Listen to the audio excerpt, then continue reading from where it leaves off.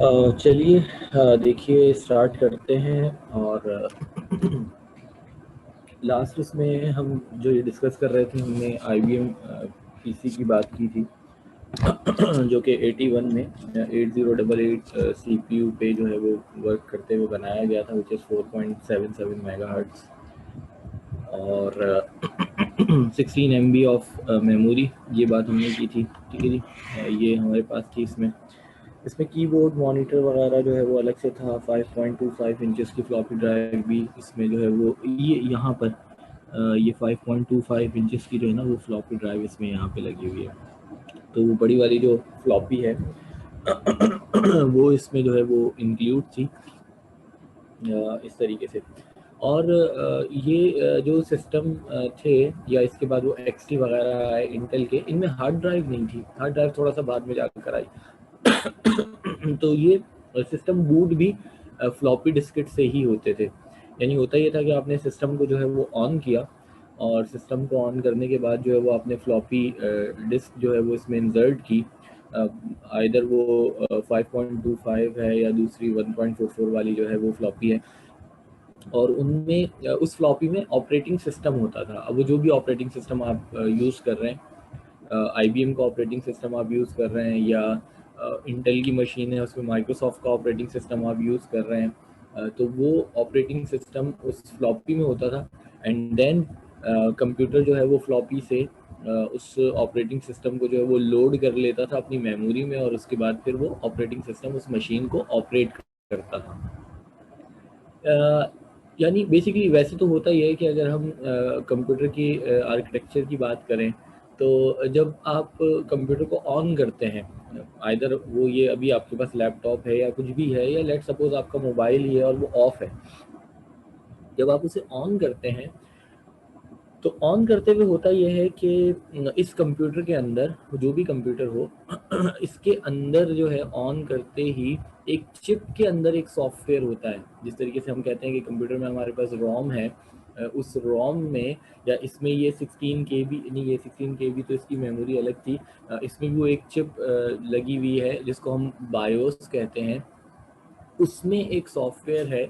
जैसे ही आप सिस्टम को ऑन करते हैं, आप मोबाइल ऑन किया, आपने लैपटॉप ऑन किया, कंप्यूटर ऑन किया, तो वो जो चिप के अंदर सॉफ्टवेयर है, वो सॉफ्टवेयर क्या करता है, वो सॉफ्टवेयर एग्जीक्यूट होता है। वो उस पूरी मशीनरी को जो है वो चेक करेगा। कंप्यूटर है तो कंप्यूटर को चेक करेगा कि आइदर उसमें रैम जो है वो अटैच है, उसके साथ कीबोर्ड है, माउस है अगर आपका कंप्यूटर है। वो ये सारे हार्डवेयर जो भी एसेंशियल हार्डवेयर हैं, उन हार्डवेयर्स को चेक करेगा। अगर नहीं है, अगर रैम नहीं है, अगर कुछ प्रॉब्लम है या और किसी कंपोनेंट में कोई प्रॉब्लम है, तो वो आपको एरर दे देगा। अदरवाइज ये सब कुछ चेक करने के बाद जो है वो फिर करेगा ये कि सब चेक करने के बाद जो है वो फिर वही जो रोम में जो या बायोस में जो सॉफ्टवेयर है, जो कि हार्ड कोडेड सॉफ्टवेयर है। अच्छा, हार्ड कोडेड सॉफ्टवेयर बेसिकली ऐसे सॉफ्टवेयर होते हैं जिनमें आप कुछ अमेंड कर नहीं सकते, जिनमें आप कुछ चेंज कर नहीं सकते। अगर आप में से कुछ लोगों ने कंप्यूटर वगैरह यूज़ किया हो या लैपटॉप यूज़ किया हो और उसके बायोस के सेटअप में गए हों, तो वहाँ जाके आप कुछ ऑप्शंस को चेंज कर सकते हैं, बट वो चेंज वही ऑप्शन होंगे जो पहले से अवेलेबल होंगे। कि मतलब बूटेबल का जो है वो सीक्वेंस क्या होगा, ये क्या होगा, वो क्या होगा, वो ऑप्शन पहले से ही अवेलेबल हैं। कोई अपनी तरफ से आप ऑप्शन उसमें ऐड कर नहीं सकते। तो होगा ये कि आप वो जो बायोस में सॉफ्टवेयर है, वो सब कंपोनेंट्स को चेक करने के बाद जो है वो क्या करेगा, उसके बाद वो अपने जो है वो जो भी उसकी मेमोरी है, उस मेमोरी के पास जाएगा जो कि एक्सटर्नल मेमोरी है, और वहाँ पे जाके वो ऑपरेटिंग सिस्टम को सर्च करेगा। अगेन वो भी बायोस में ऑप्शन है कि वो ऑपरेटिंग सिस्टम को कहाँ सर्च करें। नॉर्मल अगर हम लैपटॉप या कंप्यूटर वगैरह की बात करें तो उसमें बूटेबल का जो सीक्वेंस है वो क्या होता है, हार्ड डिस्क से हो बूट करवाना है, CD रोम से करवाना है, USB से करवाना है, जो भी आपने सीक्वेंस दिया हो। अगर आपने उसको कहा है कि जी आपको हार्ड डिस्क से बूट करना है, तो वो सॉफ्टवेयर हार्ड डिस्क में जाएगा और जाने के बाद ऑपरेटिंग सिस्टम को सर्च करेगा। जब उसे ऑपरेटिंग सिस्टम मिल जाएगा, जो भी ऑपरेटिंग सिस्टम हो, वो डिस्क ऑपरेटिंग सिस्टम हो, वो विंडोज़ हो, वो लिनक्स हो, वट एवर, सोलारिस हो, वो उस ऑपरेटिंग सिस्टम का जो बेसिक पोर्शन होगा उसको उठा के लेकर आएगा रैम में, जो मेमोरी है, जो प्राइमरी मेमोरी है, उसके बाद उसको एग्जीक्यूट कर देगा। वो लोड होगी, आप सिस्टम ऑन करते हैं, आपकी विंडो लोड हो रही होती है, बेसिकली वो जो हार्ड कोडेड जो चिप में सॉफ्टवेयर है वो उस ऑपरेटिंग सिस्टम को उठा के मेमोरी में लेके आता है एंड देन उसको एग्जीक्यूट करता है, फिर वो लोड होगा। लोड होने के बाद फिर जो है अब सारा मशीन का कंट्रोल उस ऑपरेटिंग सिस्टम को मिल जाएगा। अब सारा कंट्रोल उसके पास है, उसने मशीन को कंट्रोल करना है। डेफिनेटली जैसे जैसे उसको एंड यूज़र जो है वो इंस्ट्रक्शन देगा, वैसे वैसे जो है वो उन इंस्ट्रक्शन की बेस पे जो है वो उस मशीन को जो है वो क्या करेगा, एग्जीक्यूट करेगा, टास्क जो है वो परफॉर्म करेगा। अब वो ऑपरेटिंग सिस्टम कोई सा भी हो सकता है। अच्छा, अब बेसिकली जो ऑपरेटिंग सिस्टम हमारे पास हैं विंडोज़ वगैरह के, ये तो जीबीज़ में हैं और गो के मेमोरीज भी वैसे जीबीज में ही है। बट है क्या कि पूरा का पूरा ऑपरेटिंग सिस्टम नहीं आता। इसको हम आगे वैसे डिस्कस भी करेंगे, और ऑपरेटिंग सिस्टम का एक पूरा कोर्स है जो कि आप पढ़ेंगे एक सेमेस्टर में, तो उसमें फिर आप डिफरेंट टेक्निक्स वगैरह किस तरीके से ऑपरेटिंग सिस्टम जो है वो वर्क करता है, उसका कुछ पोर्शन मेमोरी में आया, वहाँ से वो कैशे में गया, वो एग्जीक्यूट होगा, फिर जो रिक्वायर्ड होगा वो मेमोरी में आएगा एंड देन वो एग्जीक्यूट होगा, हार्ड डिस्क से मेमोरी में आएगा। अच्छा, अगर आपने सीक्वेंस ये नहीं रखा, हार्ड डिस्क से आपने बूट ही नहीं कराना, फ्लॉपी तो अब है ही नहीं, यूएसबी से कराना है या यूएसबी से कराना है या सीडी रोम से करवाना है, तो आप वो ऑप्शन देंगे। फिर आपका जो मशीन है, वो जो उसमें एक हार्ड कोडेड सॉफ्टवेयर है, वो पहले जाके वहाँ पे चेक करेगा। अगर आपको बिल्कुल नई मशीन है या आपको मशीन में जो है वो इंस्टॉलेशन जो है वो दोबारा से करनी है, तो फिर आप उसको बूट करवाएंगे मे बी सीडी रोम से, मे बी यूएसबी से। अब यूएसबी हैं अवेलेबल हैं तो आप यूएसबी से करवा रहे होते हैं, या पहले ये होता था कि वो फ्लॉपी डिस्केट से होते थे। तो वो ऑपरेटिंग सिस्टम भी फ्लॉपी डिस्क में होता था। अगेन वो डॉस का ऑपरेटिंग सिस्टम था, उसमें गिनती की तो चंद फाइल्स होती थी, कमांड की एक फ़ाइल थी, एक बैच जो है वो उसकी हमारे पास फ़ाइल होती थी, कॉन्फ़िग्स की फ़ाइल्स होती थी, सिस्टम फाइल। मतलब आपने एक फ्लॉपी में सिर्फ 3 फाइल्स कॉपी करनी है, एक कमांड कॉम की फ़ाइल थी, एक ऑटो एक्जी बैच की फ़ाइल थी सॉरी, और एक जो है ना वो कॉन्फ़िग डॉट सिस कॉन्फ़िग सिस्टम की फ़ाइल थी, कॉन्फ़िगरेशन उसमें होती थी, एक कमांड फ़ाइल।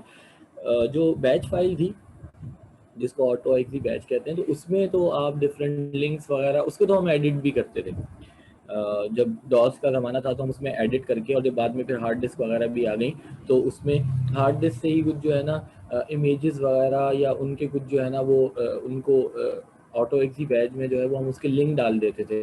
तो फिर कमांड जब वो होती थी, फाइल अपलोड होती थी, उसके बाद वो ऑटो एक्सी बैच से जाके उस लिंक को उठाकर करता क्या था कि वो इमेज वगैरह, यानी सिस्टम ऑन हो रहा है तो सिस्टम पे जो है ना लेट सपोज बिस्मिल्लाह लिखी हुई जो है वो सिस्टम के ऊपर एक इमेज आ गई। जिस तरह सिस्टम अभी आपका ऑन होता है और विंडो का जो है वो आपके पास एक स्क्रीन आ रही होती है, तो डॉज में जो है ना वो अपनी पिक्चर लगा दी, बिस्मिल्लाहिर्रहमानिर्रहीम लगा दिया, उसके बाद कुछ और लगा दिया, कुछ और लगा दिया। तो जब फिर कुछ नए नए लोगों ने सिस्टम लेना शुरू किया, वो देखते थे तो थोड़े से हैरान होते थे, यार ये स्टार्टिंग में इस तरह की चीज़ें जो किस तरीके से आ रही हैं। तो ऑटो एक्सी बैच को हम एडिट कर लेते थे। कमांड और कॉन्फिग्स अगेन वो एडिटेबल नहीं थी उनको एडिट नहीं किया जा सकता था। तो ये चूँकि बहुत छोटी-छोटी सी फाइल्स थी, फ्लॉपी डिस्केट में होती थी, फ्लॉपी में लगाया, वो फ्लॉपी ने मतलब वहाँ से वो ऑपरेटिंग सिस्टम मेमोरी में आ गया। वो भी 1K, 2K, 3K की फाइल्स होती थी, मेमोरी में आ गई, देन आपने वो डिस्केट निकाल ली। अब जो ऑपरेटिंग सिस्टम है वो मेमोरी में है, अब आपने जो भी टास्क परफॉर्म करना है, जो भी आपको प्रोग्राम जो है वो एग्जीक्यूट करवाना है, व्हाटएवर जो भी है, आपने उसकी फ्लॉपी लगाई एंड देन आपका ऑपरेटिंग सिस्टम तो मशीन में आ गया। अब आप उस प्रोग्राम को जो है वो एग्जीक्यूट कर रहे हैं। जिस तरीके से लेट सपोज मैंने कहा कि जो है वो वर्ड प्रोसेसिंग के लिए वर्ड स्टार का एक सॉफ्टवेयर था। अब एक फ्लॉपी में वर्ड स्टार है, वर्ड स्टार की फ्लॉपी लगाई, उसकी एग्जी को जाके एग्जीक्यूट किया, उसकी आईडीई हमारे सामने आ गई जो भी थी, और वहाँ पर हमने वर्किंग शुरू कर दी। ठीक है, जो कुछ भी किया, सेव किया, एक टेक्स्ट फाइल जो है वो टीएक्सटी जो है वो हमें बना के दे देता था, वो भी हमने फ्लॉपी में फिर सेव कर ली। उसको निकाल लिया। स्प्रेडशीट का कुछ अगर काम चाहिए, यानी कि कुछ टेबल्स वगैरह वो करना है, तो उसके लिए हमारे पास जो था वो लेट सपोज डिबेस था या फॉक्स प्रो था, फिर उसकी फ्लॉपी इंसर्ट की, तो मुश्किल काम था, बट ये फिर भी आसान था। इससे पहले तो खैर बहुत ही ज़्यादा जो है वो मुश्किल चीज़ें हुआ करती थी, टास्क परफॉर्म करना काफ़ी ज़्यादा डिफिकल्ट है। उसके बाद जनाब एप्पल का कंप्यूटर आया। एप्पल ने 1984 में मैक जो कंप्यूटर दिया, मैकिंतोश, वो basically first successful personal computer जो है वो हुआ मार्केट में। 84 में एप्पल का आया था। एप्पल मैंने शायद हमने लास्ट क्लास में बात की थी, मैंने आपको बताया था कि एप्पल का जो मैक था ना वो एक ही मशीन थी, वो एक ही मशीन थी, वो काफ़ी बड़े साइज़ की जो है ना वो एक ही मशीन। अच्छा बेसिकली वो एक मशीन इस सेंस में कि उसमें मॉनिटर और सिस्टम, यानी ये मॉनिटर था और फिर ये आपका सीपीयू, सेंट्रल बॉक्स, ये दोनों अटैच थे, एक ही बॉक्स था, एक बड़ा सा डब्बा था। तो मॉनिटर और जो सीपीयू था वो एक ही उसमें जो वो किया हुआ था, कीबोर्ड इसका अलग से दिया हुआ था। ये इसका जो है वो कीबोर्ड था, और उसके अलावा जो है वो मैक जो है ना इसने ये जीयूआई भी दिया हुआ था, ये मैक का जीयूआई था, which is graphical user interface. क्योंकि उस ज़माने में जो IBM के सिस्टम्स आ रहे थे या बाद में फिर इंटेल के भी इसके आसपास आए, उनमें कमांड लाइन इंटरफेस थे, डिस्क ऑपरेटिंग सिस्टम जो है वो कमांड लाइन इंटरफेस था। तो ये मैक जो है वो यहाँ लिखा हुआ भी है, फर्स्ट जो है वो हमारे पास जो है वो इसने GUI भी दिया। तो ग्राफिकल यूज़र इंटरफेस जो है फिर उसको हैंडल करने के लिए जो है वो फिर माउस चाहिए। अब माउस से जो है वो उसको अपनी इन्वायरमेंट को जो है वो कंट्रोल कर रहे होंगे। गो के माइक्रोसॉफ्ट ने भी एक सॉफ्टवेयर दिया था TCC के नाम से, वो टर्बो, नहीं सॉरी, TCC बाद में आया था, नॉर्टन डिस्क कमांडर, ठीक है जी। तो वो भी एक जो है वो एक तरह से ग्राफिकल यूजर इंटरफेस था वो, बट उसमें इतनी ग्राफिक्स हैवी नहीं थी, मगर था क्या कि उसमें माउस से आप जो है वो कंट्रोलिंग कर सकते थे कर्सर की, तो वो भी काफ़ी हेल्पफुल था। बट उसमें सिर्फ और सिर्फ था क्या कि जिस तरीके से अभी आप माई कंप्यूटर ओपन करें और आपके पास जो फाइल्स की लिस्टिंग आ जाती है, उसमें भी लिस्टिंग आ रही होती थी, बट स्क्रीन दो जो है वो हिस्सों में डिवाइड होती थी। यहाँ एक लेट सपोज आपके पास एक फाइल सारी और फोल्डर आ गया और यहाँ भी आ गया, आपने यहाँ से कुछ उठाया यहाँ कॉपी कर दिया, यहाँ से कुछ यहाँ कॉपी कर दिया, एक तरफ डिस्क्रिट ओपन कर ली, एक तरफ हार्ड डिस्क ओपन कर लिया उसका पोर्शन, और वो थोड़ा सा इस तरीके से एक जो है वो कमांडेड चार्ट जो है वो नॉर्टन ने दिया था। तो चलें जी, ये मैक था। अगेन मैक मैंने देखा भी और थोड़ा बहुत यूज़ भी किया।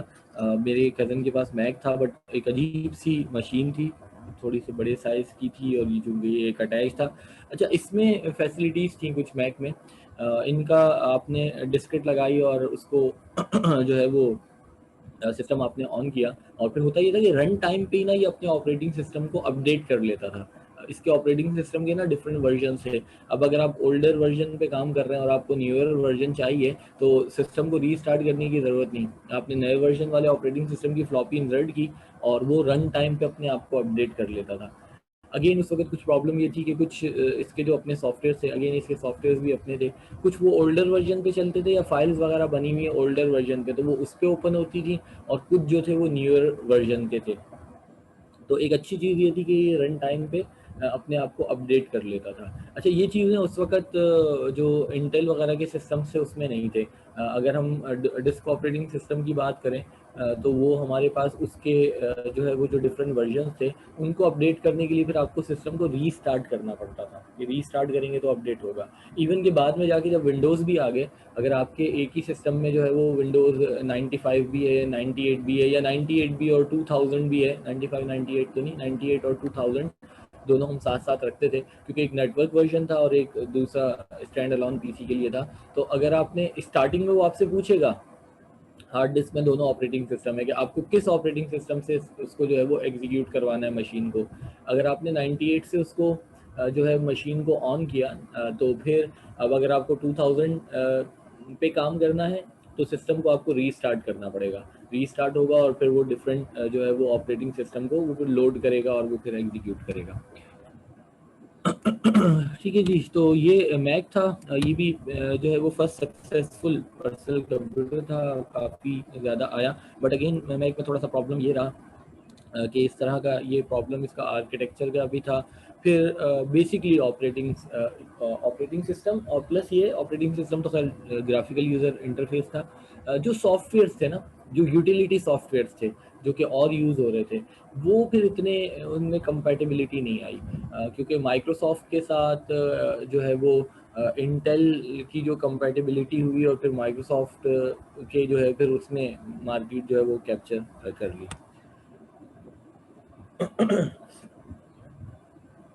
चलिए जी, फिर हमारे पास डिफरेंट ऑपरेटिंग सिस्टम के जो हमारे पास वर्जन आए। अच्छा, ऑपरेटिंग सिस्टम जो है वो बेसिकली वो भी प्रोसेसर्स के ऊपर जो है ना बेस कर रहे होते हैं, क्योंकि डेफिनेटली आपको सिस्टम को ऑपरेट करना है तो उन्हीं प्रोसेसर्स की बेस पर फिर जो है ना डिफरेंट ऑपरेटिंग सिस्टम बनने शुरू हुए जो कि एफिशिएंटली जो है वो एंड यूज़र को और मशीन को जो है वो हैंडल कर सके। तो इंटेल ने बेसिकली रिलीज़ किया ना 80386, जो हमने लास्ट टाइम बात की थी कि 386 आया, इससे पहले जो है वो 286 भी था, उससे पहले एक्सटी भी था, एक्सटेंडेड टेक्नोलॉजी था। फिर हमारे पास 286 आया, फिर 386 आया, 80386, फिर 486 आया।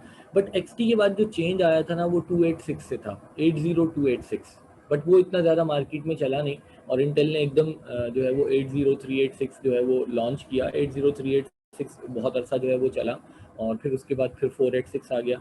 तो जब ये इंटेल ने रिलीज़ किया था 80386 प्रोसेसर, जिसको ये हम नॉर्मली 386 ही कहते थे, ठीक है जी, तो ये 32 बिट्स जो है वो इसका एड्रेस पर वर्किंग कर रहा होता था। अगेन हमने लास्ट क्लास में बात की थी कि 8 बिट और वो एड्रेसिंग के हमारे पास होते हैं, तो 32 बिट।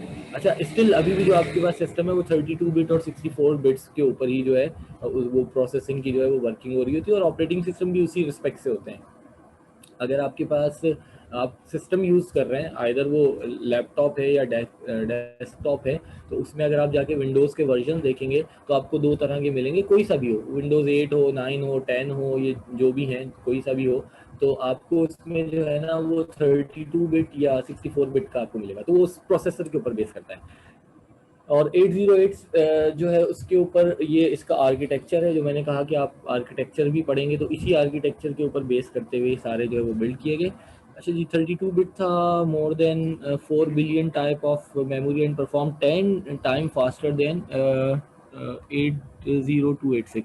तो 286 से ये 10 टाइम्स फास्टर था।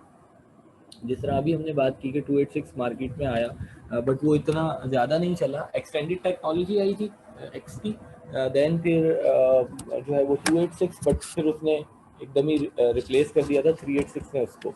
देन फिर 486 बहुत अरसे तक चलता रहा, 486, 586, इतना चेंज नहीं था।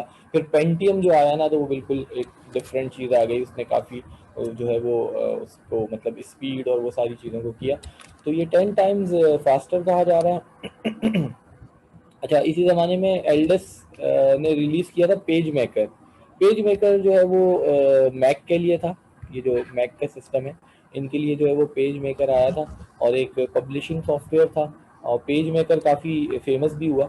और फिर उसी टाइप का जो है ना वो माइक्रोसॉफ्ट ने भी एक जो है वो सॉफ्टवेयर जो है वो निकाला था अपने सिस्टम्स के लिए, उसका नाम मेरे ध्यान से निकल रहा है, ठीक है जी।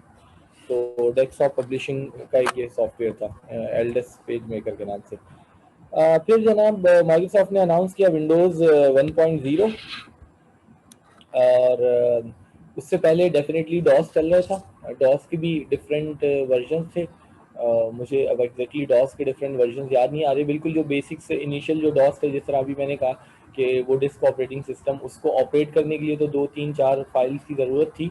जो लास्ट जो इसका डॉस का वर्जन आया था उसमें 167 या 168 जो है वो फाइल्स थी, ठीक है। अच्छा, वो हर फाइल जो है ना वो डिफरेंट कमांड्स को जो है वो क्या कहते हैं रिप्रेजेंट कर रहे होते थे। डॉस था ना वो डिस्क ऑपरेटिंग सिस्टम पुराने ज़माने का, तो डिफरेंट डिफरेंट टास्क को परफॉर्म करने के लिए ना उन्होंने डिफरेंट डिफरेंट फाइल्स बना दी थी।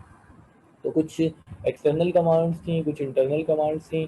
तो आई थिंक 167 के करीब जो थी, बल्कि 167 तो आई थिंक एक्सटर्नल कमांड्स थी और फिर कुछ 4-5 इंटरनल थी, तो 170 प्लस के करीब थी उसकी कमांड्स।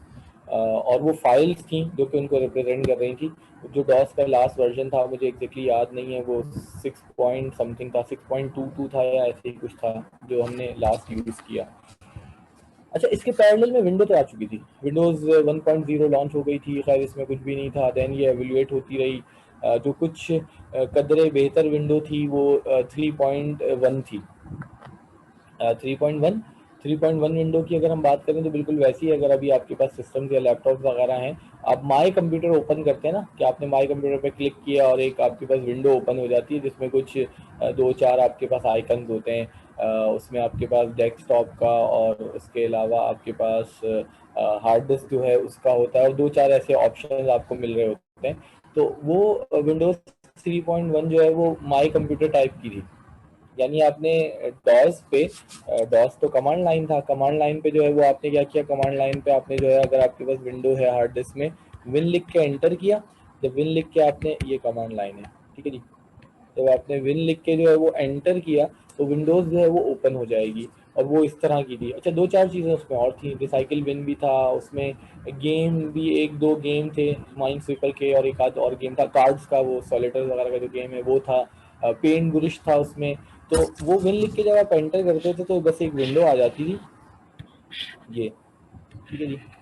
और इसमें ये क्रॉस का बटन था, शायद बस क्रॉस ही था। और बाकी यहाँ पर कुछ जो है वो गेम के ऑप्शन है, सॉलिटेयर्स वगैरह, माइंड स्वीपर्स, और उसके अलावा इस तरह के कुछ 2-4 ऑप्शन थे, पेंट ब्रश वगैरह। नोट पैड था, तो एक अच्छी बात थी कि आपने नोट पैड पे क्लिक किया, फिर नोट पैड की विंडो यहीं ओपन हो जाती थी। आपने उसमें कुछ टाइप कर लिया, बड़ी आसानी से आप टाइप कर रहे हैं। अदरवाइज वो वर्ड स्टार यूज़ कर रहे होते थे जो कि बहुत ही ज़्यादा डिफिकल्ट था कमांड लाइन पे। कमांड लाइन पे टाइपिंग करना एक बहुत ज़्यादा मुश्किल काम था।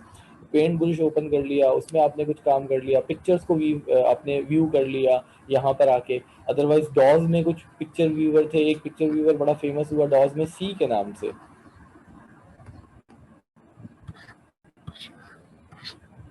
ठीक है जी। ये पिक्चर व्यूवर था, पिक्चर को व्यू करने के लिए। बट उसमें भी कमांड लाइन में फिर आपने उसको ओपन किया, फिर कमांड लाइन पे जाके पूरा पाथ लिखा कि कहाँ पर वो पिक्चर है, उसके बाद आपने एंटर किया, वो सारा पाथ याद रखना और वो सारे काम। चूंकि कमांड लाइन पे सारे काम आप टाइप करके कर रहे होते थे। आपकी एक फाइल जो है अगर वो 2-3-4 फोल्डर्स के अंदर कहीं पर पड़ी हुई है, तो आपने पूरा कमांड लाइन पे जाके जो है ना उसको टाइप करना है। एंड टाइप करने के बाद जो है वो आपको उसको वो वहाँ पर एग्जीक्यूट होगी। लेट सपोज कोई फाइल कॉपी करनी है, कॉपी लिखा, फिर आपने पूरा उसका जो भी लिंक है वो लिखा, फिर किस फोल्डर में कॉपी करना है, फिर उस फोल्डर का आपने नाम लिखा, या अगर 1-2 फोल्डर के अंदर है तो लिंक किया। तो कमांड लाइन पे थोड़ा मुश्किल काम था ये सारी चीज़ें करना। बट अगेन डॉस के जो फिर नए नए वर्जन आते रहे, तो उन्होंने थोड़ी सी कुछ फैसिलिटीज दे दी कि वो जो आपकी कमांड लाइन पे जो आपने कमांड लिखी होती थी, एक ऑटो की एक हमारे पास जो है ना, ये भी एक कमांड थी। तो होता ये था, ऑटो ऑटो की है, ठीक है, ये याद रखने की ऐसे जरूरत नहीं है। तो होता ये था कि सिस्टम ऑन किया, और ऑन करते ही है ना हम करते ये थे कि सिस्टम पे ना ऑटो की लिख के एंटर कर देते थे।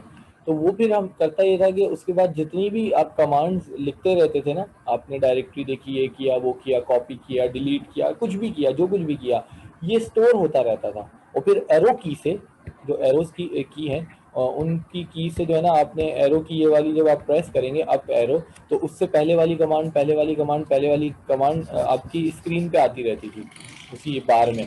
और उनमें से कोई भी दोबारा यूज़ करनी है तो फिर टाइप नहीं करनी पड़ेगी, वो आई और वहीं पे आपने उसको यूज़ कर लिया, और एडिट हो जाती थी। या फिर एरो की से आप यहाँ पे चले गए और आपने उसको एडिट कर दिया, उसमें ना कुछ एडिट करके वो कर लिया। तो अगेन डॉज में भी कुछ बेहतरी आती जा रही थी, बट विंडोज ऐसा था। अच्छा, इसमें भी ये है कि आपने इस पर क्लिक किया क्रॉस के ऊपर और विंडो खत्म, दोबारा से आप डॉज में आ गए। तो इस तरह की विंडोज 3.1 थी। फिर विंडोज 3.11 भी आई थी एक, वो उसमें कुछ फीचर्स इन्होंने जो है वो बढ़ा दिए थे, बट थी इसी तरह की। उसके बाद जो है ना वो फिर विंडोज़ आई थी, ये 3.1 थी, फिर 3.11 आई विंडोज़ हमारे पास। और उसके बाद जो चेंज आया ना, वो चेंज आया विंडोज़ 95। विंडोज़ 95 तो बिल्कुल ही चेंज थी ना, इंटायरली चेंज एक चीज़ आपको मिली, एक कंप्लीट ऑपरेटिंग सिस्टम था जो कि पूरी मशीन को जो है ना वो ऑपरेट करता था, और बहुत ही अच्छे तरीके से जो है वो ऑपरेट करके वो करता था। अच्छा, इससे पहले डॉस में और भी बड़े मसाइल थे। लेट्स सपोज जो आपकी एक्सटर्नल डिवाइसेज हैं उन्हें अटैच करने का मसला था। प्रिंटर आपके पास है, प्रिंटर डॉस पे तो अटैच हो गया, अब वो वर्ड स्टार वगैरह में अगर कुछ काम किया हो गया। अच्छा, अब उस ज़माने में उर्दू टाइपिंग के कुछ, जी बोले। यार देखिए, इंटरनेट तो है, ये बहुत पुराना है, हम इसको भी देखेंगे। बेसिकली एक जो है वो अमेरिकन एजेंसी थी, आरपा नेट, उन्होंने 67 या 69 में जो है ना, अच्छा इंटरनेट भी अगेन ऐसे नहीं कि डायरेक्टली इंटरनेट आ गया। पहले जो है वो लोकल एरिया नेटवर्क बनाया था आरपा ने ना। तो आरपा नेट उसका नाम था, कि दो सिस्टम्स को कनेक्ट कर दिया। अगेन हम इसको आगे जाके वैसे पढ़ेंगे। अब अगेन एक सिस्टम आपके पास है, दूसरा सिस्टम है, अब एक सिस्टम से दूसरे सिस्टम में डेटा आपको ट्रांसफर करना है। अब कैसे ट्रांसफर करें, फ्लॉपी से कर रहे हैं, इसमें कॉपी किया फिर वहाँ कॉपी किया, नहीं, इन दोनों को कनेक्ट होना चाहिए। तो उन दोनों सिस्टम्स को कनेक्ट करने के लिए डेफिनेटली इंसान किसी हाल में खुश नहीं, और होना भी नहीं चाहिए, अच्छे की तरफ जाना चाहिए। दोनों को कनेक्ट करना है, कनेक्ट करना है, वायर से कनेक्ट कर दें। जिस तरीके से हमारा जो है हार्ड डिस्क जो है वो कनेक्टेड है सिस्टम में, और फिर हमने फ्लॉपी कनेक्टेड है और डेटा वहां से कॉपी हो जाता है, तो वो फिर एक लोकल एरिया नेटवर्क जो है वो बना, कि दो सिस्टम्स को कनेक्ट करें वायर से। सिंपल एक वायर से दो सिस्टम को कनेक्ट किया। बट सिर्फ वायर लगाने से कनेक्टिविटी नहीं आ जाती ना, उसके लिए सॉफ्टवेयर भी रिक्वायर्ड है, उसके लिए पूरा प्रोटोकॉल रिक्वायर्ड है। तो वो प्रोटोकॉल जो है ना वो आरपानेट ने बनाया। तो अमेरिकन एजेंसी थी, उन्होंने फिर लोकली पहले लैब में किया, चार सिस्टम्स को कनेक्ट किया, एंड देन वो फिर एवोल्यूट होते होते आरपानेट, आरपा ने ना ये टीसीपी आईपी जो है, जो एक स्टैंडर्ड प्रोटोकॉल है इंटरनेट के लिए, ये एक प्रोटोकॉल दिया। फिर जाके जो है वो इंटरनेट जो है वो आया, ठीक है जी। अच्छा, अगर हम अपनी लोकल इन्वायरमेंट की बात करें, खैर बाकी तो हिस्ट्री में देख लेंगे, 90s में, अर्ली 90s में ही शायद जो है ना ये टीसीपी आईपी वगैरह आ गया था, और फिर इंटरनेट जो है वो आ गया था। बट हमारी इन्वायरमेंट में भी अगर हम बात करें, खैर हमने इंटरनेट अपनी यूनिवर्सिटी में यूज़ किया, तो और वहाँ भी हमने कब यूज़ किया, शायद 97 98 में ऐसे हमने यूज़ किया था। लैब में होता था, और वो बस वीक में जो है ना वो एक दिन आधे घंटे का टाइम स्लॉट हुआ करता था कि यूज़ करेंगे, या घर में सिस्टम था तो घर में फिर हमने भी इंटरनेट उसी वक्त यूज़ किया। यहाँ पर अच्छा, ये फिर इंटरनेट प्रोवाइडर्स वगैरह मेरे ख्याल से उसी वक्त पाकिस्तान में आए। जेरीज नेट हो गया, वर्ल्ड ऑनलाइन था यहाँ पे, तो 98 99 की बात है। और देखिए 98 99 में भी मैं आपको बताऊं कि हमने वर्ल्ड ऑनलाइन का जो इंटरनेट का पैकेज लिया था, वो उस ज़माने में शायद 4500 या कुछ मंथली पैकेज था। 4500 था या 4800 था, मुझे एग्जैक्टली याद नहीं आ रहा। 4000 प्लस का पैकेज था इंटरनेट का। अच्छा, वो भी ये था कि हमने, हमारे 6 दोस्त थे, ग्रुप था हमारा यूनिवर्सिटी में, तो हम 6 लोगों ने मिल के लिया था, क्योंकि अब इतना महंगा नेट यूज़ करना। तो 6 लोगों ने मिल के लिया, और उसमें हमने अपनी टाइम डिस्ट्रीब्यूशन की थी। अच्छा, सिंगल कनेक्टिविटी होती थी, मल्टीपल कनेक्टिविटी भी नहीं थी। तो टाइम स्लॉट बनाए होते थे कि ये 4 घंटे ये यूज़ करेगा मिस्टर एक्स, 4 घंटे फिर वाई, फिर 4 घंटे फिर जेड, इस तरह करके, और वो शफल होती रहती थी। किसी का टाइम रात में आता था, किसी का सुबह में आता था। और उसमें भी एक प्रॉब्लम ये थी कि अगर मैं कनेक्टेड हूँ, और ये प्रॉब्लम हमारे साथ हुई कि मैं कनेक्टेड था और दूसरा एक मेरा दोस्त जो है, अच्छा उस ज़माने में कोई इस तरह के और ज़राए तो थे नहीं ना, कि फ़ोन मोबाइल वोबाइल ये भी कुछ नहीं थे। मोबाइल वगैरह भी थे तो सही, वो तो बड़े लोगों के पास होते थे। या हमारी एक क्लास फेलो था यूनिवर्सिटी में, उसके पास पेजर था, एक डीसी पेजर आया करता था एक ज़माने में, एक डिवाइस थी पेजर, जिससे सिर्फ आप एसएमएस कर सकते थे। तो बहुत बड़ी चीज़ होती थी वो पेजर उसके पास। और बल्कि आई थिंक 99 वाला ही वर्ल्ड कप था, तो पेजर पे ना स्कोर आया करता था। 99 के वर्ल्ड कप में, तो बड़ा उसके आगे पीछे घूमते रहते थे, उससे बार बार स्कोर पूछा करते थे मैचेस के स्कोर जो है वो क्या चल रहा है। तो खैर अब मैं कनेक्टेड हूँ, और जो मेरा एक और क्लास फेलो है उसने कहा यार पता नहीं होगा नहीं होगा, वो कनेक्ट हुआ। कनेक्ट होने का मतलब टेलीफोन की वायर लगाई और उसके बाद जो है वो उसने उसको कनेक्ट करके यूजर आईडी और पासवर्ड डाला। अब एक पर्सन कनेक्टेड है और दूसरा कनेक्ट होने की कोशिश कर रहा है। आईएसपी वालों को पता चल गया, इंटरनेट सर्विस प्रोवाइडर जो है, कि मल्टीपल कनेक्टिविटी हो रही है, उन्होंने अकाउंट ही बंद कर दिया। पीसीएचएस में उनका ऑफिस था, मेन पीसीएचएस जो पेडिस्ट्रियन का ब्रिज है वहाँ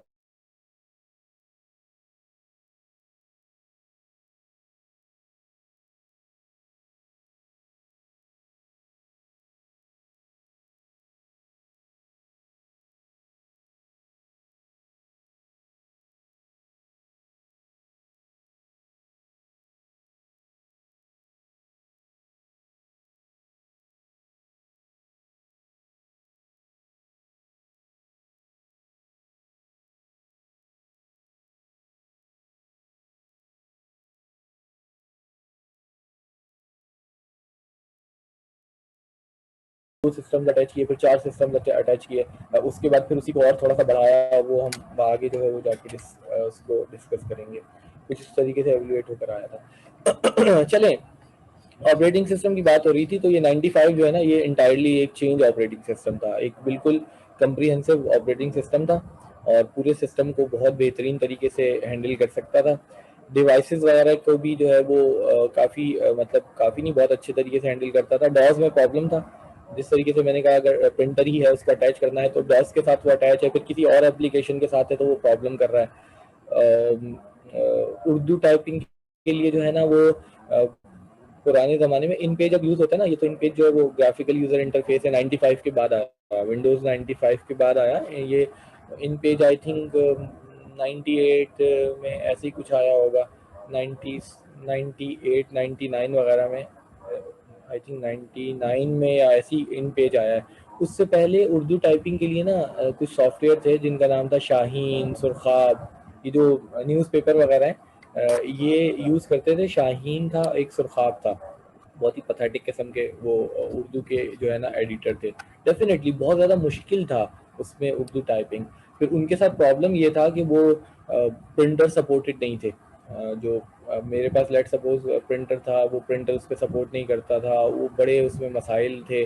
तो जब ये विंडोज़ आया ना, तो इसमें ख़ास तौर पे विंडोज़ 95 की बात कर रहे हैं, जो डिवाइसेस वगैरह की अटैचमेंट है, उनको आपको अटैच करना है, वो डिवाइस इंस्टॉल करनी है, तो उसमें भी बहुत ही ज़्यादा जो है वो आपके लिए आसानियाँ हो गई। तो उनके फिर यूटिलिटी सॉफ्टवेयर बहुत ज़्यादा, अगेन माइक्रोसॉफ्ट ने फिर बहुत ज़्यादा सॉफ्टवेयर जो है वो मार्केट में दिए, जो कि यूटिलिटी सॉफ्टवेयर थे ऑपरेटिंग सिस्टम्स के अलावा, जो कि हेल्प कर रहे थे एंड यूज़र्स को। ठीक है जी, विंडोज़ 1.0 को कह रहे हैं कि featuring first graphical user interface, बिल्कुल ऐसे ही है जी। फर्स्ट ग्राफिकल यूज़र इंटरफेस तो था, जो हमारे पास डॉस था, which is disk operating system, ये तो कुछ गड़बड़ है। ठीक है, जो डॉस था डिस्क ऑपरेटिंग सिस्टम, वो डिफरेंट था। अरे भाई, अच्छा सॉरी।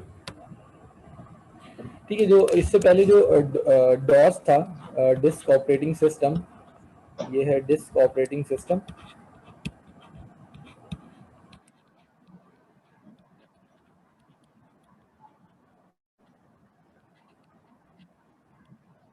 ये डॉस जो था ना, ये CLI था, CLI which is command line interface. तो कमांड लाइन इंटरफेस जो है वो आपको कमांड लाइन के ऊपर सब कुछ टाइप करके करना पड़ेगा, टाइप कर करके सारी इंस्ट्रक्शंस दे रहे होंगे। और ये जो ग्राफिकल यूज़र इंटरफेस है, जिसको हम GUI कह रहे हैं, तो विंडोज़ डेफिनेटली जो है वो विंडोज़ 1.0 जो है वो पहला ग्राफिकल यूज़र इंटरफेस था, जो PCs के लिए जो है वो बनाया गया। एंड अगेन फिर वो एवोल्यूएट होता रहा और 3.1 और 1.1 और वो सारे आए। मैंने ये यूज़ नहीं किया, मुझे नहीं पता कि इसके क्या वैसे फीचर्स थे। उसके बाद HP ने जो है वो लेज़र जेट प्रिंटर भी जो है वो लॉन्च किया उसी ज़माने में, जो कि 300 DPI, 300 डॉट पर इंच, 1 इंच में 300 डॉट, 1 इंच का अगर आप एक स्क्वायर जो है वो लें, आई थिंक ये शायद 1 इंच का स्क्वायर है, तो 1 इंच के स्क्वायर में जो है वो 300 डॉट्स ये करेगा। तो ये हमारे पास 300 डॉट्स पर इंच विच इज DPI कहलाता है, जो यहाँ पे DPI लिखा हुआ है। तो ये इसकी रेजोल्यूशन थी। अच्छा, इससे पहले जो HP के इनसे पहले लेज़र जेट से पहले जो थे वो डॉट मैट्रिक्स प्रिंटर थे। मैंने भी बाय किया था तो डॉट मैट्रिक्स प्रिंटर ही था। अच्छा, अगेन उस वक्त लेज़र प्रिंटर थे, बट लेज़र प्रिंटर शायद हमारी इन्वायरमेंट में भी होंगे बट बहुत ही ज़्यादा एक्सपेंसिव होंगे, क्योंकि डॉट मैट्रिक्स प्रिंटर भी अगर मैं अपना वो शेयर करूँ, मैंने बाय किया था तो 10,000 का था डॉट मैट्रिक्स प्रिंटर, और वो उस वक्त नया आया था 9 पिन का। उससे पहले जो थे वो 3 पिन के 6 पिन के चल रहे थे, तो 9 पिन अगेन डॉट मैट्रिक जो प्रिंटिंग करता है वो डॉट के रिस्पेक्ट से, शायद आपने कहीं देखा हो, आएंगे तो पहले हमारी लैब्स वगैरह में भी थे, या बैंक्स वगैरह में देखे होंगे आपने, जो प्रिंटर होते हैं वो डॉट मैट्रिक्स प्रिंटर होते हैं, बल्कि अब तो उन्होंने खैर वो छोटी छोटी डिवाइसेस रखी हैं वो प्रिंटिंग के लिए। तो वो टाइप राइटर की टाइप के प्रिंटर्स थे और वो बहुत ही ज़्यादा नॉइजी से, और उनकी प्रिंटिंग होती थी डॉट के रिस्पेक्ट से, एक लाइन में वो इस तरह ना dot dot dot dot dot dot लगाते थे, और उसी से जो है ना फिर वो जो भी प्रिंटिंग होती थी, यानी अगर लेट सपोज आपने कुछ ये इस तरह लिखा तो डॉट की फॉर्म में जो है ना वो इस तरीके से। अब वो डिपेंड कर रहा था कि जिस तरह हमने कहा 3 पिन 6 पिन 9 पिन 11 पिन, तो जितने ज़्यादा थे तो उतना ज़्यादा जो है ना वो इनका डॉट्स का गैप कम होता जाता था, और जितना ज़्यादा डॉट्स का गैप कम होगा उतना ज़्यादा जो आपकी प्रिंटिंग है एंड रिजल्ट जो है वो फाइन आपको मिलेगा। बट वो करता एक एक डॉट लगा करता, और फिर इस तरीके से ना लाइनिंग प्रिंटिंग जो है वो किया करता था, बहुत ही ज़्यादा टाइम टेकिंग था। एक पेज ही अगर आपने पूरा टाइप कर लिया, एक वर्ड का टाइप हुआ पेज है, तो प्रिंट निकलने में ही 1.5-2 मिनट लग जाते थे, क्योंकि वो लाइन बाय लाइन लगा हुआ है लगा हुआ है लगा हुआ है, वो इस तरीके से ना प्रिंट कर रहा होता था।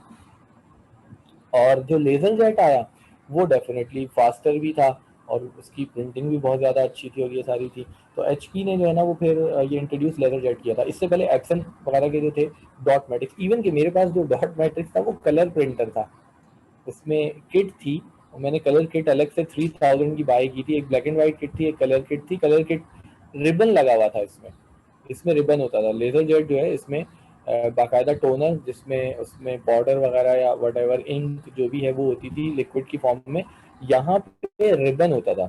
अगर आपने देखे हो कुछ लोगों ने, तो रिबन की बेस पे जो है ना वो उस पे उसके ऊपर जो है वो उसका हेड चल रहा होता था रिबन के ऊपर, और उसके बाद जो है वो प्रिंटिंग इस तरीके से हो रही होती थी।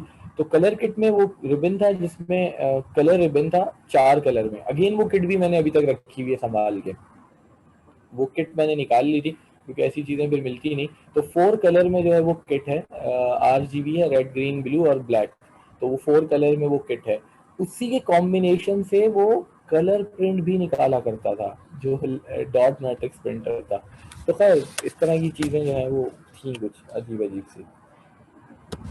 ठीक है जी, तो ये कुछ जनरेशन का एक जस्ट हमने चार्ट दे दिया। अगेन क्योंकि जनरेशन में ये सारी चीज़ें आ रही थी, सिर्फ आपसे ये कहा, मैंने पहले भी कहा कि आपको ये पता होना चाहिए कि जनरेशन आइदर वो 4 हो 5 हो 6 हो जो भी हो, बट क्यों हमने उनको जो है वो डिवाइड किया हुआ है, डिफरेंट जनरेशन में हमने कंप्यूटर को क्यों डिवाइड किया हुआ है। तो अगर फर्स्ट जनरेशन की बात करें ना, तो वो मार्क 1 से 44 से लेके 59 तक। अब अगेन 44 से 59 ही क्यों, क्योंकि वो यूज़ कर रहे थे आपकी वैक्यूम ट्यूब्स। ये बात हम कई दफ़ा कर चुके हैं कि वो वैक्यूम ट्यूब बहुत बड़ी बड़ी ट्यूब्स थी, और उस ज़माने में आइदर मार्क 1 हो या इनियाक हो या जो भी हो, उनके साइज इतने ज़्यादा बड़े थे, और बड़े होने की वजह ये थी कि उनमें जो सर्किट डिज़ाइन हुए हुए थे वो बाय यूजिंग वैक्यूम ट्यूब से। अच्छा, सॉफ्टवेयर वाला पार्ट भी था कि वो जो है वो किस तरह का था, इंस्ट्रक्शन किस तरीके से दी जा रही थी मैग्नेटिक टेप पे पहले से वो करवा के, वो भी थी। बट टेक्नोलॉजी वाइज जो मेजर जो चेंज आया ना फर्स्ट और सेकंड जनरेशन में, वो वैक्यूम ट्यूब्स का था। तो वैक्यूम ट्यूब्स थी, उसके बाद जो फिर ट्रांजिस्टर्स ने उनको रिप्लेस किया, तो हम ये बात कर चुके हैं कि मशीन का साइज एकदम ही श्रिंक हो गया। कहाँ वो 8 बाय 15 फीट और 55 फीट और 100 फीट, ठीक है जी। वो इतने बड़े बड़े जो है ना पूरे हॉल के जितने जो है वो सिस्टम्स थे, एंड देन वो जो है वो एकदम जो है वो रिड्यूस हो गया। तो रिड्यूस होने की वजह जो थी वो क्या थी, वो ट्रांजिस्टर्स थी। तो सेकेंड जनरेशन में अगर हम ये कहें कि 64 है या 65 वगैरह भी आता है, तो उसमें जो है जो टेक्नोलॉजी थी वो क्या थी, वो ट्रांजिस्टर्स यूज हो रहे थे। उसके बाद जो है वो क्या हुआ, ट्रांजिस्टर्स ने जो है ना वो रिप्लेस कर दिया आईसी से, इंटीग्रेटेड सर्किट्स। अच्छा, इंटीग्रेटेड सर्किट ट्रांजिस्टर्स के साथ भी आ गए थे, कुछ ट्रांजिस्टर्स हमने यूज पढ़ा था, कुछ ट्रांजिस्टर्स से कुछ आईसीज थी, बट हमने कहा कि फिर वो अगेन आईसीज में भी लार्ज स्केल या वेरी लार्ज स्केल, या फिर अब हमने कहा कि वेरी वेरी लार्ज स्केल जो है वो इंटीग्रेशन होती जा रही है। तो यहाँ पे जो है ना वो आईसीज थी या लार्ज स्केल इंटीग्रेशन थी, लार्ज स्केल इंटीग्रेशन थी। उसके बाद 75 से ऑनवर्ड जो फोर्थ जनरेशन है, उसमें वेरी लार्ज स्केल इंटीग्रेशन, और उन आईसीज को जो है वो फर्दर आपने वो किया। तो जब वो वेरी लार्ज स्केल इंटीग्रेशन हुई, तो फिर आपके पास जो है ना वो पीसीज आ गया, विच इज पर्सनल कंप्यूटर, जिसको हम कहते हैं कि डेस्कटॉप। डेस्कटॉप, अब ये ऐसे सिस्टम है जिनको आप डेस्क के ऊपर रख सकते हैं। अदरवाइज जो पहले वाले सिस्टम थे वो जमीन पे रखे जाते थे। तो अब ये चूंकि श्रिंक हो गया, पर्सनल कंप्यूटर हो गया, तो वो जो पर्सनल कंप्यूटर है वो डेस्कटॉप है कि आपने अपनी डेस्क के ऊपर रखा हुआ है टॉप पे, और आप उसके बाद जो है वो आप उसको यूज कर रहे हैं।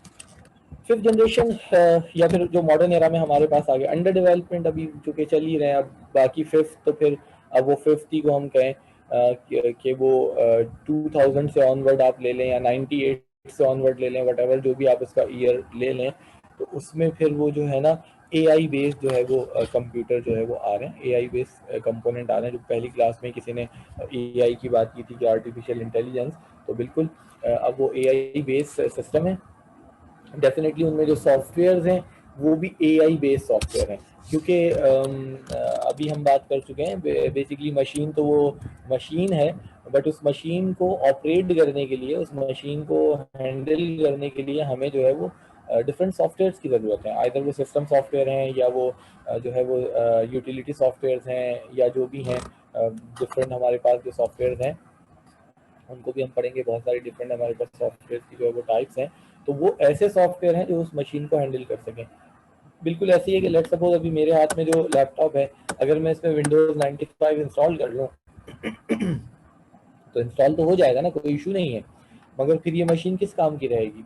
उस विंडोज 95 में, क्योंकि वो ऑपरेटिंग सिस्टम है, उसने इस मशीन को ऑपरेट करना है, वो वही सॉफ्टवेयर जो हैं, यूटिलिटी सॉफ्टवेयर वगैरह जो हैं, वो वही इंस्टॉल हो सकेंगे जो उसके कैपेबल होंगे। मशीन बहुत ज़्यादा कैपेबल है, बट ऑपरेटिंग सिस्टम कैपेबल नहीं है। तो या अगर आपकी कोई ओल्ड फैशन मशीन है, उसमें आप अभी का ऑपरेटिंग सिस्टम इंस्टॉल ही नहीं कर सकते। ये तो आप लोगों के मोबाइल मोबाइल में भी है ना, अब जो डिफरेंट ऑपरेटिंग सिस्टम वगैरह होते हैं आप अपडेट करते हैं, तो उसके लिए ये लाजमी है कि भाई ये इस वाले में ये वाला आ सकता है। ये डिफरेंट जो उसके आपके एंड्रॉइड के जो वर्जन है, पता नहीं किट कैट और जेली बीन्स और क्या अजीब अजीब से, मैंने अजीब से तो नहीं, अच्छे अच्छे से नाम रखे हुए हैं इनके, तो ये भी उस मशीन के हिसाब से ही है, आपके मोबाइल की कॉन्फ़िगरेशन के हिसाब से है। अच्छा, यहाँ पर वो एक अलग है कि आप इस तरह कोई ऐसा खुद इंस्टॉल नहीं करते, डाउनलोड कर लिया, उसके बाद अपडेट कर दिया, वो कर दिया। सिस्टम्स में आप अगर उसके यूज़र्स हैं, उसको अच्छे तरीके से मतलब हैंडल कर सकते हैं, तो आप खुद डिफरेंट ऑपरेटिंग सिस्टम यूज़ करते हैं, इंस्टॉल करते हैं, और डिफरेंट चीज़ें आप जो करते हैं। तो ये एक जनरेशन जो है वो चार्ट है, ठीक है जी। तो चले ये तो इस तरीके से यहाँ पर एंड हुआ हमारे जो फर्स्ट लेक्चर जो था, जिसमें हमने जर्नल जो है वो चीज़ों की डिस्कशन यहाँ पर की हुई है। उसके बाद जो है वो हमारे पास एक मिनट रुकिएगा, थोड़ा सा टाइम तो है हमारे पास, दूसरा हम देखें।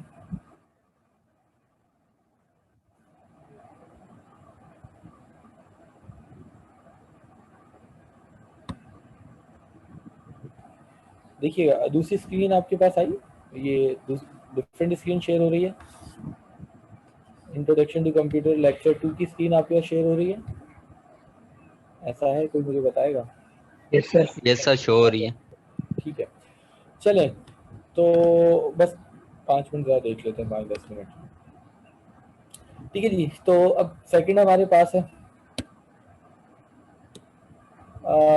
इसमें तो खैर ये प्रीवियसली जो हमने डिस्कस किया था कंप्यूटर, और उसका कंपैरिजन देखा था, हिस्ट्री वगैरह देखी थी, डेवलपमेंट हमने 65 to 84 जो माइक्रो हमारे पास जो है वो कंप्यूटर थे बेसिकली, जो प्रोसेसर्स वगैरह के थे उनकी हमने बात की थी।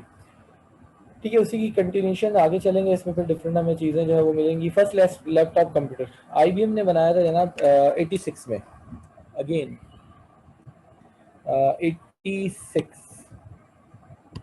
ठीक है जी, तो 86 में ये एक फर्स्ट लैपटॉप जो है वो आईबीएम ने बनाया। और अगेन आप इसका साइज़ या इसका स्ट्रक्चर देखें तो थोड़ा सा डिफरेंट है। हमारे पास, हमारे साथ हमारी क्लास फेलो था ग्रेजुएशन में, उसने लैपटॉप, उसको उनके शायद मामू ने या चचा ने किसी ने लैपटॉप भेजा था बाहर से। 98 99 की बात ही है, हम लोग शायद फाइनल ईयर्स में थे।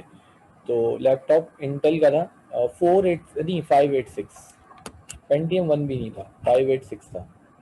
और नॉर्मल ऐसे ही लैपटॉप था जिस तरीके से अभी ये नॉर्मल लैपटॉप्स होते हैं नॉर्मल साइज़ के।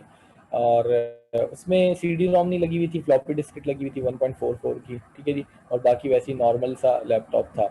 तो वो मतलब उस ज़माने में हमने ये लेट 90s में वो हमने देखा भी, यूज़ भी किया। और फिर ये पेंटियम वेंटियम तो बाद में आए थे, फिर उसके लैपटॉप भी बाद में आए। बट IBM 86 में जो है वो एक इस तरह का जो है वो पीसी बना चुका था, कन्वर्टेबल ये पीसी है, IBM का फर्स्ट लैपटॉप कंप्यूटर है। अच्छा, इसमें भी 3.5 इंचेस की फ्लॉपी डिस्क है। अच्छा, ये 3.5 इंचेस की floppy disk different floppy disk थी, ये रही। ठीक है जी, तो ये एक डिफरेंट है। 3.5 इंचेस की भी एक फ्लॉपी डिस्क आई थी, इसका ये 1.44 और 5.2 उनके दरमियान की। अच्छा, दरमियान का मतलब साइज की बात हो रही है, और थोड़ी सी थिक थी, मतलब इसकी फ्लॉपी की ना थिकनेस ज़्यादा थी। प्लस ये है कि इसकी स्टोरेज भी ज़्यादा थी, इसकी स्टोरेज कैपेसिटी भी शायद कोई मेरे ख्याल से कोई पता नहीं 4-5 MB की इसकी होती थी, जो कि हमने यूज़ नहीं की बट देखी थी। तो उसमें ये था कि 4 या 5 MB की थी इसकी फ्लॉपी, क्योंकि 1.44 वाली जो 1.4 इंचेस वाली जो थी वो 1.2 MB की थी, और जो 5 पॉइंट समथिंग की थी वो 1 पॉइंट वो उसमें 5 हमने कहा था 540 भी आती थी और 1.2 भी आती थी। तो ये वाली जो है वो ज़्यादा थी, 4-5 MB की थी फ्लॉपी, मतलब डिस्क्रिप्ट भी डिफरेंट सी थी। तो उस वक्त मुझे थोड़ा सा हुआ कि यार ये वाली ड्राइव ना ला के लगाई जाए। तो मेरे जो कज़न थे, मैंने उनसे डिस्कस किया, मैंने कहा यार अगर मैं ये वाली फ्लॉपी डिस्क ले लूँ और ड्राइव ले लूँ और ड्राइव लेके लगा लूँ तो क्या इसकी प्राइस होगी, क्या होगी। तो उन्होंने बड़ा अच्छा मुझे मशवरा दिया, उन्होंने कहा तुम लेके तो लगा लोगे, मसला ये है कि ये हर किसी के पास है नहीं। तुमने कहीं पे देखी है, तुमने कहा यार ये सही है, 4 MB या 5 MB की फ्लॉपी है, स्पेस ज़्यादा है। मसला ये है कि वो तुम्हारे पास होगी, तुम उस पर डेटा कॉपी करोगे, जब जिस जगह पे जाके जिसको दोगे उसके पास जब ये रोम ही नहीं होगी, मतलब ये ड्राइव ही नहीं होगी, तो वो कैसे कॉपी करेगा, क्योंकि बहुत रेयर थी। तो एक लॉजिकल बात थी। ठीक है, तो ये भी एक फ्लॉपी डिस्केट थी जो कि IBM के लैपटॉप में थी। बट 1986 में IBM ने पहला जो है वो ये लैपटॉप पीसी, इसको आप अपने लैप पे डेफिनेटली रख सकते हैं। वैसे तो इसका साइज थोड़ा बड़ा ही था, टेबल के ऊपर ही आना चाहिए, डेस्कटॉप ही होना चाहिए, बट कन्वर्टेबल है। और आप इसको लेके जो है वो मूव भी कर सकते हैं। ठीक है देख लें कि इसमें कुछ बैटरी वैटरी भी थी या नहीं थी, या जहाँ भी आप इसको रखेंगे तो साथ आपको पावर इसको देनी होगी।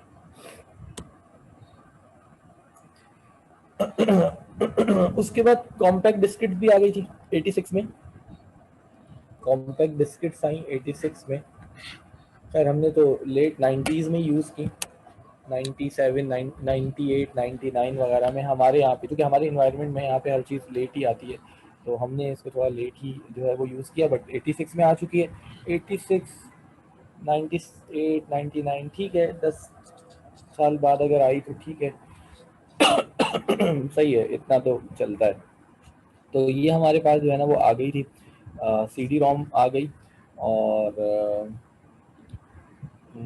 उसके बाद अगेन जो माइक्रोसॉफ्ट के सिस्टम्स थे उनने बेसिकली इनको यूज़ किया, मतलब ये उनके लिए कंपैटिबिलिटी थी इसकी। और शुरू में तो डेफिनेटली जो है वो सिर्फ रीडेबली अवेलेबल थी, क्योंकि जो आपके पास रोम है, ये जो CD रोम है, CD रोम भी जो है वो रीडेबल CD रोम ही थी, ठीक है जी। CD राइटर्स भी आए, अगेन मैंने आप लोगों से शेयर किया था कि वो बहुत बड़े साइज़ के, जिस तरह के आजकल के स्कैनर्स वगैरह नहीं, अगर आपने देखा होगा, इस साइज़ के जो है वो CD राइटर मार्केट में आए थे इनिशियली जब आए।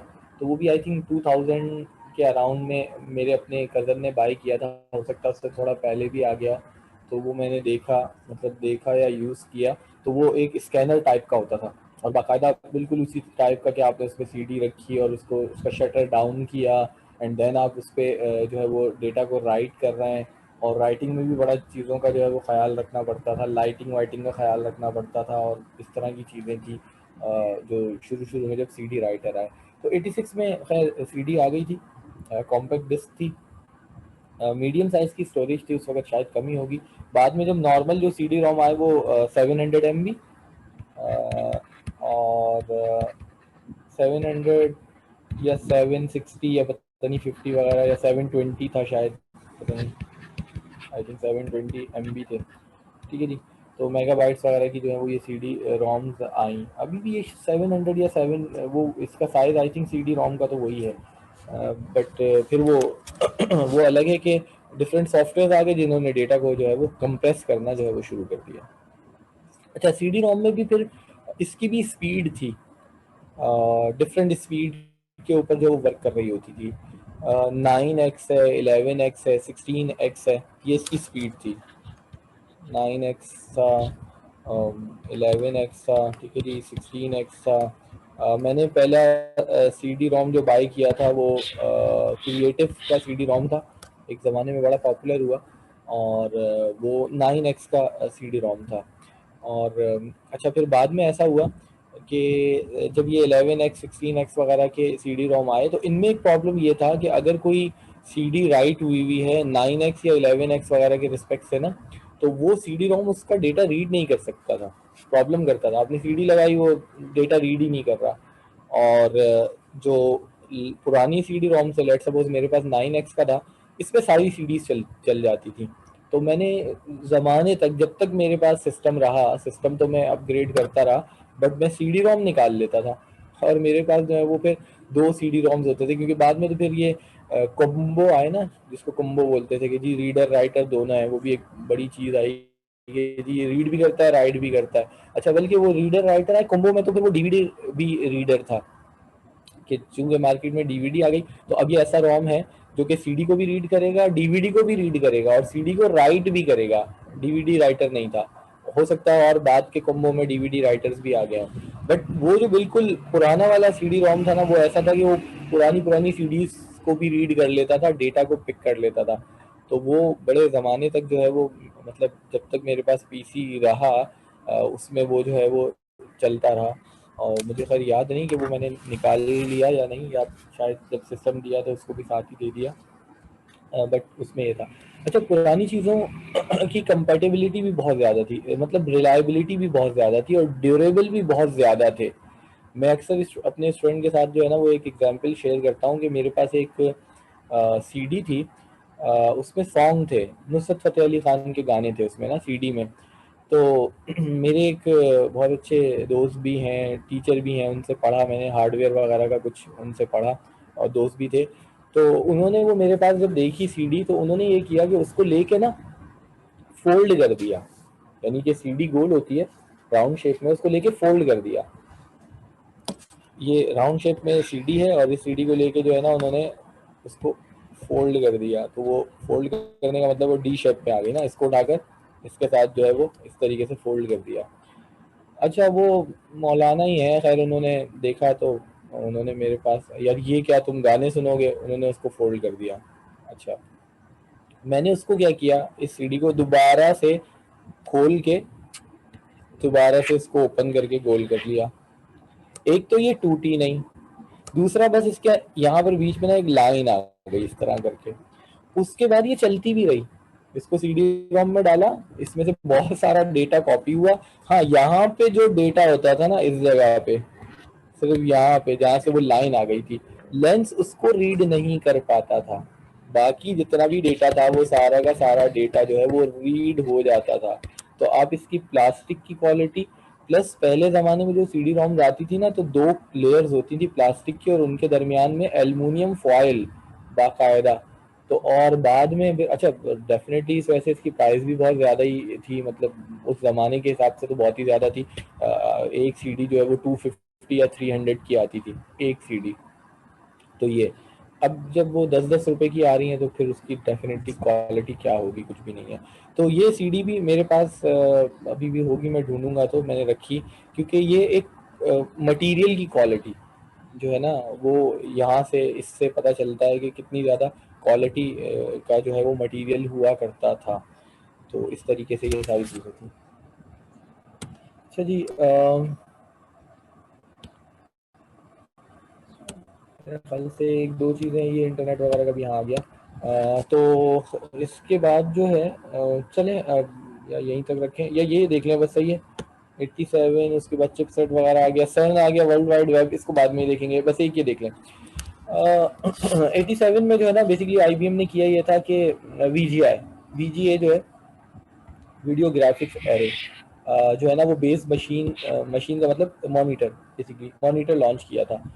वीजीए मॉनिटर जो है ना, अगेन ये भी जो आए हैं, और इन्होंने भी बड़ा वो चेंज किया कि जो आपका डिस्प्ले था ना, वो बहुत ज़्यादा बेहतर फाइन होकर आ गया। वीजीए था, फिर उसके बाद चूंकि वीजीए से पहले ना सीजीए था, इस वीजीए से पहले उसकी ग्राफिक्स इतनी अच्छी नहीं थी।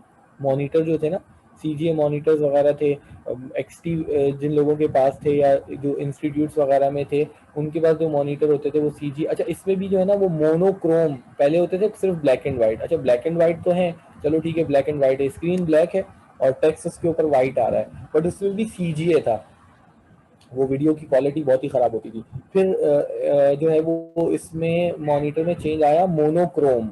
मोनोक्रोम में होता ये था कि ब्लैक स्क्रीन के ऊपर ग्रीन टेक्स्ट लिखा हुआ होता था, या ब्लैक के ऊपर जो है वो ब्लू टेक्स्ट लिखा हुआ होता था, तो मोनोक्रोम के नाम से मॉनिटर आए थे। अच्छा सीजीए थे। जब वीजीए आए ना, वीजीए, तो फिर वीजीए ने ग्राफिक्स को बहुत अच्छा कर दिया। टेक्स्ट लिखा हुआ तो इशू नहीं है, बट इसमें भी अगर आप कुछ ग्राफिक्स देख रहे हैं, कुछ पिक्चर्स वगैरह हैं, तो उनका व्यू इतना अच्छा नहीं होता था, बहुत ख़राब। ब्लैक एंड वाइट पिक्चर्स तो फिर भी अच्छी आ जाती थी, अगर कोई कलर पिक्चर हो तो बहुत ही ख़राब कलर आते थे, बिल्कुल मैस हुए हुए, बिल्कुल कलर सारे मैस हुए हुए कलर जो है वो होते थे, बहुत ही ख़राब जो है वो आपको पिक्चर जो है वो स्क्रीन पे नज़र आती थी। फिर वीजी आया, वीडियो ग्राफिक्स एरे, ये भी एक पूरी टेक्नोलॉजी है। ये एक मल्टीमीडिया का कोर्स जो है वो मैंने ही इंट्रोड्यूस करवाया था जब हमारा बीएस प्रोग्राम लॉन्च हुआ था। 2003 में हमारा पहला बैच आया था, और 2005-6 में वो आए, फाइनल सेमेस्टर में तो हमने किया। जो है वो मल्टीमीडिया एप्लीकेशन का एक जो था वो सब्जेक्ट था, बहुत अरसे तक वो चलता रहा इलेक्टिव में। उसके बाद एचईसी ने उसको ना कंपलसरी कर दिया था मल्टीमीडिया टेक्नोलॉजी के नाम से। वो फिर हम पढ़ाते थे 7 सेमेस्टर में, वो बहुत अरसे तक चलता रहा।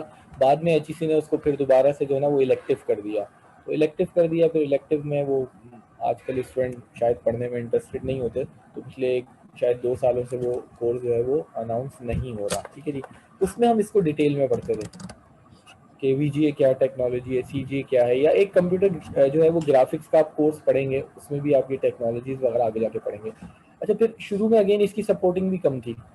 शुरू में ये 8 कलर्स था, 16 कलर था, 16 कलर में भी पिक्चर बहुत ज़्यादा ख़राब होती थी। फिर 256 कलर पे आया, 256 कलर पे जब आया ना, तो कुछ जो है वो थोड़ा सा ये था कि अगर आप वीडियोस वगैरह देख रहे हैं, मूवीज़ डेफिनेटली देख रहे हैं, तो काफ़ी अच्छा लुक जो है वो आपको मिलता था। फिर 256 से 512 1024, फिर ट्रू कलर आ गए, अब ये true colour millions of colour अब बिट में आ गए, 68 बिट, 16 बिट, 32 बिट, 64 बिट। अगर आप जाके अपने स्क्रीन में देखें वहाँ पे, तो आपको डिफरेंट जो है ना उसमें मिल रहे होते हैं। 256 कलर जो है वो 320x200 पे था, तो ये स्क्रीन रेजोल्यूशन है। 16 कलर जो आए हमारे पास जो है ना वो 640x480, देन 640x1 1024 512 by 1024। इसमें होता ही है कि स्क्रीन, ये जो आपको स्क्रीन नजर आ रही है ना, ये बेसिकली बहुत सारे पिक्सल्स है ना, ये बहुत सारे पिक्सल्स पिक्सल्स पिक्सल्स पिक्सल्स की फॉर्म में वो सारे हैं, और उससे आपको ये नजर आ रहा है। तो ये जितना ज्यादा इसकी रेजोल्यूशन आप बढ़ाएंगे ना, उतने ज्यादा पिक्सल्स नैरो होते जाएंगे। यानी अगर ये रेजोल्यूशन कम है, इस रेजोल्यूशन में एक पिक्सल यहाँ आता है, एक यहाँ आता है, इसको और बढ़ाएंगे तो वो दोनों नजदीक हो जाएंगे, और बढ़ाएंगे तो और नजदीक और नजदीक। जितने ज्यादा नजदीक पिक्सल्स होंगे ना, रेजोल्यूशन बढ़ेगी, उतना इमेज आपका फाइन नजर आएगा, बहुत ही ज्यादा शार्प इमेज आपको जो है वो मिलेगा। तो ये IBM ने जो है वो इंट्रोड्यूस किया था। ठीक है जी। फिर मैक 2 में भी जो है वो मोटोरोला 68030030 था बेसिकली, इसमें भी इन्होंने जो है ना वो इसको यूज किया था। ठीक है। तो ये कुछ खैर ग्राफिक्स के हवाले से था। फिर ग्राफिक्स कार्ड भी आने लगे। अब तो खैर आप रैम के साथ ही शेयर कर लेते हैं। लेट सपोज मेरे पास सिस्टम था, उसमें 1 MB का ग्राफिक्स था, ग्राफिक्स कार्ड अलग से लगा हुआ था, उसमें 1 MB रैम थी। फिर जब थोड़ा सा विंडोज़ वगैरह आई, विंडोज़ 95 आई, CD-ROM लगवाई, अच्छा मूवी देखनी है, वो 1 MB में चलेगी नहीं, फिर ग्राफिक्स कार्ड के ऊपर ही 2 MB का कार्ड लगा। ठीक है जी। उसी में फिर 2 MB का कार्ड लगा। फिर डिफरेंट हमारे पास जो है उसको फिर और फर्दर एक्सटेंड किया, फिर 4 MB का लगा दिया। फिर मदरबोर्ड ही चेंज हुआ, प्रोसेसर चेंज हुआ, तो उसने रैम ही को जो है वो करने लगे। अभी जो सिस्टम्स होते हैं वो आपकी जो है वो रैम ही को शेयर कर रहे होते हैं, ऐसा एज अ ग्राफिक्स मेमोरी जो है वो शेयर कर रहे होते हैं। ठीक है। चलें भाई, ऐसा करते हैं यहीं तक रखते हैं। आगे फिर ये जो है ना वो कुछ वर्ल्ड वाइड वेब और इसकी बात हो रही है, तो फिर हम इसको जो है ना देखेंगे बाद में। तो अभी इसको हम यहीं तक रखते हैं, और खैर टाइम भी ऑलमोस्ट जो है वो हो गया है, तो फिर हम इसको देखते हैं। किसी के ध्यान में अगर कोई क्वेश्चन हो, कुछ हो तो पूछ लें, वरना फिर हम जो है वो नेक्स्ट उसमें जो है वो देखते हैं।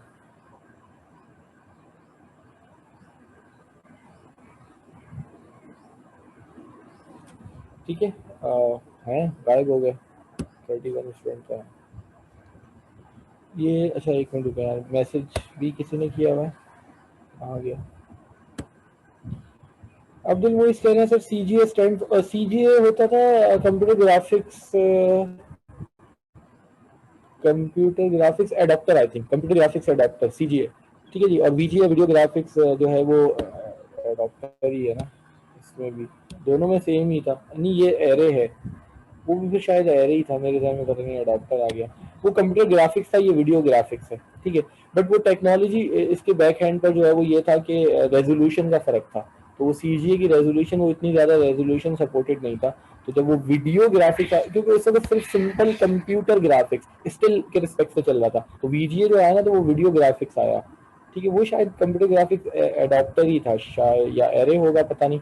तो वीडियो ग्राफिक्स एरे, चूंकि जब आप वीडियो चला रहे हैं ना, देखिए वीडियो का मतलब पता है क्या होता है? वीडियो का मतलब होता है कि 30 फ्रेम पर सेकेंड। तो ये जी, ये एक नॉर्मल है, एक नॉर्मल है, इससे कम भी होता है। एनिमेशन वगैरह आप अगर बनाते हैं ना, जो 2D एनिमेशन वगैरह होती हैं, वो 12 से 15 फ्रेम पर सेकंड। अच्छा, 30 फ्रेम या 12 फ्रेम पर सेकंड का मतलब है 1 सेकंड में आपकी आंखों के सामने से 3 पिक्चर्स गुजरेंगी, 3 पिक्चर्स आपकी आंखों के सामने से चेंज हो रही हैं, तो आपको ऐसे लगेगा कि वो वीडियो है।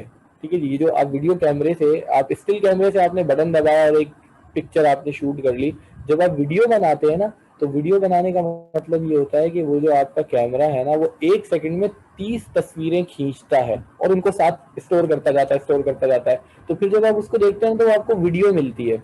लेट सपोज मोबाइल कैमरे से ही कोई भी जा रहा है, आप लोग वीडियोस बनाते हैं, अपनी वीडियोस बनाते हैं, तो अब तो खैर ये चूंकि कैमरास बहुत अच्छे हैं, तो ये बहुत हाई रेजोल्यूशन की आपको वीडियोस और वो सारी चीजें बना के देते हैं। तो जो एक नॉर्मल चलता था ना, वो 30 फ्रेम पर सेकंड, 1 सेकंड में 30 तस्वीरें उसने कैप्चर की और स्टोर की।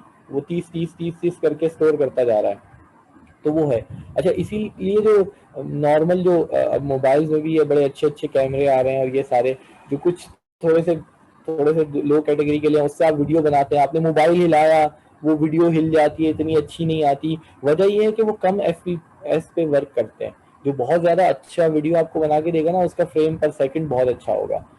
अगर आज से मैं शायद कोई बिल्कुल लेटेस्ट तो मैं नहीं बता सकता, मैंने नहीं देखा। शायद कोई 8-10 साल पहले भी हॉलीवुड में जो है ना कुछ कैमराज यूज हो रहे थे जो कि 10,000 फ्रेम पर सेकंड या इससे भी ज्यादा पे थे। मैट्रिक्स मूवी शायद आप लोगों ने देखी हो, नहीं देखी हो तो नाम शायद सुना होगा, या गूगल करके देख लीजिएगा। जो पहली वाली मैट्रिक्स आई थी ना, बाद में 2 3 4 और भी आई, तो जो मैट्रिक्स थी ना, ठीक है, बड़े इसने भी एकेडमी अवार्ड लिए।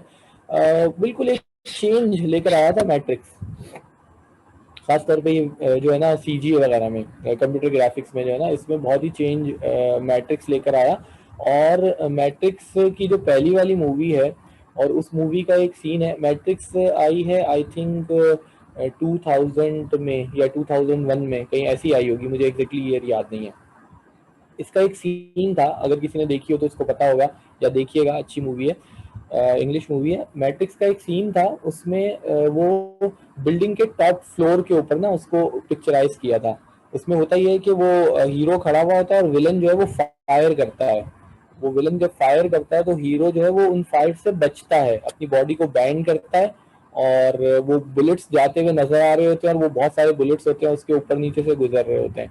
अच्छा, इसी चीज को डिट्टो कॉपी बॉलीवुड ने भी किया। अक्षय कुमार की एक मूवी में, एक बाद में एक मूवी आई थी प्यार इश्क और मोहब्बत, उसमें इन्होंने जो है ना मैट्रिक्स के काफी सारे सीन्स को ना as it is ditto copy किया, बहुत अच्छा किया। होता यही है कि जो है ना हम ग्राफिक्स में बात ये करते हैं कि आप एज इट इज जब ट्रांसलेट करते हैं ना किसी चीज को, तो वो भी एक बड़ी अचीवमेंट होती है। तो इन्होंने उसी सीन को, वो फायर वाले सीन को, अक्षय कुमार के ऊपर जो है वो इन्होंने उसको पिक्चराइज किया था, या एक दो और सीन भी पिक्चराइज किए थे। तो वो पर्टिकुलर सीन को पिक्चराइज करने के लिए पता है कितने कैमरे यूज हुए थे? 252 252 कैमराज यूज किए गए थे हॉलीवुड में। वो 2000 या 2001 में मूवी बनी है मैट्रिक्स, उसके एक सीन को पिक्चराइज करने के लिए।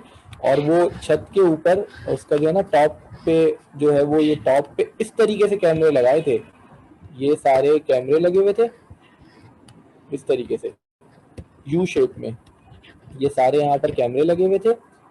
और वो कैमरे भी एक हाइट पे नहीं थे, वो डिफरेंट हाइट पे थे, बाकायदा कैलकुलेशन करके उनकी हाइट स्टैंड की रखी थी। और 250 कैमराज इस तरह लगे हुए थे, और दो कैमराज मूविंग कैमरा थे। यहाँ पे पटरी थी बाकायदा, जो है ना वो रेलिंग थी, उसके ऊपर दो कैमरास थे। जो कि हुआ ये कि जब यहाँ से उसने वो विलन, या ये हीरो था यहाँ पे और यहाँ विलन था, जब उसने फायर किया तो ये कैमरा मूव करके यहाँ से यहाँ पे आया, और ये कैमरा मूव करके यहाँ से यहाँ पे आया, और 250 कैमराज अलग थे एक सीन को पिक्चराइज करने के लिए। तभी तो इसको एकेडमी अवार्ड भी मिले थे 4-5 जो है ना, और वो सारे इन्हीं पे मिले थे, एडिटिंग पे, इस पे, उस पे, स्पेशल इफेक्ट्स पे। ऑस्कर अवार्ड जो है वो इस मूवी को मिले थे, इतने ज्यादा।